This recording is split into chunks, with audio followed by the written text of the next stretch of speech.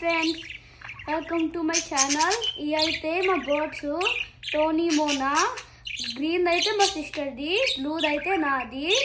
కానీ అయ్యి ఫ్రెండ్స్, ఇదైతే మా మోనా.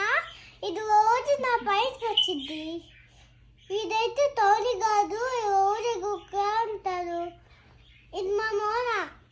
నాకు మోనా అంటే ఇష్టము, కానీ గొడవతో గుచ్చిద్ది, నన్ను రోజు గుచ్చిద్ది.